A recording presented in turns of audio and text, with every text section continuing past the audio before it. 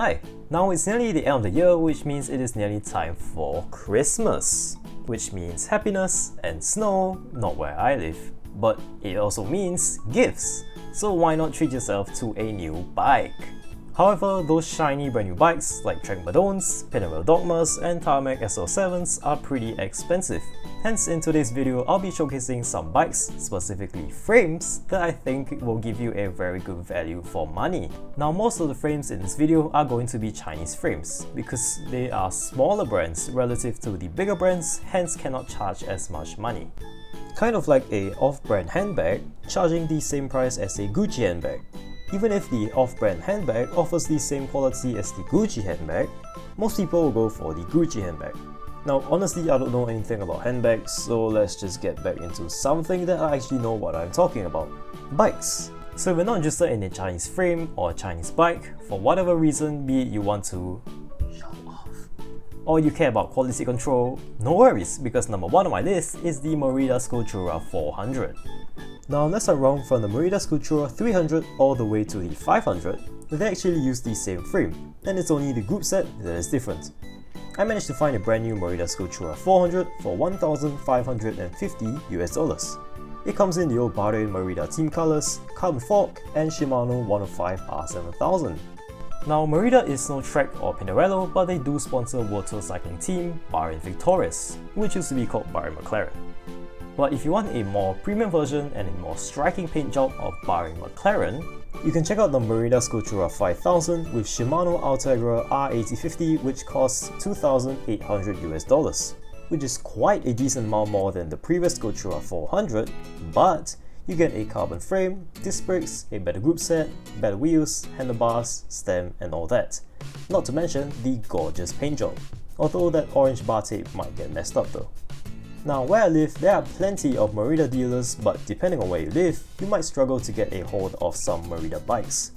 Now, obviously there are other cheaper deals such as the Canyon Endure 7, which is said to be around $1,200 US, and the Cannondale Cat Optimal 1, which is around $1,500 US.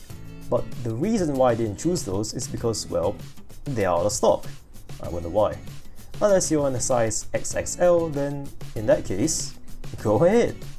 Of course, there are other bikes out there which may give you better value for money or are just straight up cheaper, but it all depends on availability. So go out to your local online marketplace or just your online bike shop and find some good deals. If you're gonna do so, in my opinion, look out for three things. Number one, aluminum frames. Now, yeah, carbon frames are more fancy, lighter and stiffer, but really, unless you're into racing, there's no point. But that's just my opinion. Also, if unfortunately, touch wood, you have a hard crash while riding, an aluminum frame would just have a dent, but a carbon frame will crack, which at that point just... Number 2. Shimano 105 or Tiagra. Yes, I know, I'm a big Sensor Empire advocate, but really? Shimano 105 and Tiagra are tried and tested by tens, if not hundreds of thousands of people worldwide, so I think you're better off going with the more expensive Shimano 105 or Tiagra. Ultegra is also a good option if available, as it is lighter and all that, but note that when it comes to replacing parts, it's gonna cost more. Number 3. Rim brakes. Hang on, wait, don't go disliking the video, hear me out. I am in favor of rim brakes because number 1, I'm a home mechanic, so I work on my bike myself. And number 2, I live in a flat area where the steepest hill is only 5 to 7%. Hence, I'm in favor of rim brakes. Rim brakes are also easier to maintain and don't rub for no reason, unlike disc brakes. Also, rim brake bikes, on average, are cheaper than disc brake bikes. However, I can also make a case for getting disc brakes. If you live in a hilly area where you do constant descents, disc brakes may be better for you, as in the long run, you're not gonna trash your wheels. Also, they unquestionably provide better braking, which could save your life in an emergency. Granted, you know how to brace for an emergency stop. So depending on your circumstances, you might want rim brakes or you might want disc brakes. It's up to you. Don't let the stigma of rim brakes or disc brakes deter you from making your choice. Now that we've gone through the big brand bikes, let's get on to the Chinese brand bikes. Are you ready? Number 1. It's obviously the Windspace E 1500. It's the most recognizable Chinese bike brand out there, or at least second most recognizable. It has positive cycling reviews all over the place, and it is UCI approved, which by the way doesn't mean jack shit. It's also unbelievably sexy, but maybe I just have a thing for aero frames.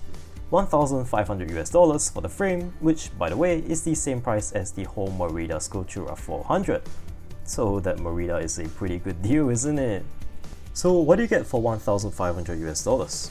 Well, you get T800 and T700 carbon, which is pretty standard, aero tube shapes, 3-year warranty, drop seat stays, and most interestingly enough, an asymmetric chainstay and bottom bracket.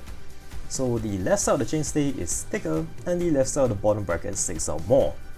Now, from what I know, the only other brand that does this asymmetric stuff is Pinarello with their asymmetric seat stays, which just kinda look like it's had a stroke. But if someone questions your Windspace, you can just say Pinarello does it as well. Now, the only thing I dislike about this frame is the direct mount rim brake for the rear brake, and it's placed at the bottom bracket area. Now, if you ride in muddy and grimy conditions, but whatever, moving on. We have number 2, and that is the Yoleo R9 and R6. What a surprise. Now, just like the Windspace, they have tons of positive YouTube reviews, UCI approval, a sponsored cycling team, and a sexy aero frame. But it's cheaper than the Windspace. $1,000 for the R6, which is a direct mount rim brake bike, and for the R9, which is internal routing all the way and its disc brakes, costs $1,370. Both bike comes with 3-year warranty, and yeah, it's a pretty standard good quality bike. Nothing fancy like the Windspace with the asymmetric frame and aero brake placement, but it's just a well-rounded, good quality bike. And number 3,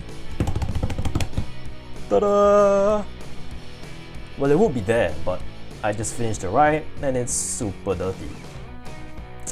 But yeah, it's super cheap, as in super cheap. It costs $390 for the frame. So yeah, what do you get for $390? You get a frame. Nothing fancy. There are imperfections like this, and this, and this, but what do you expect? It's $390.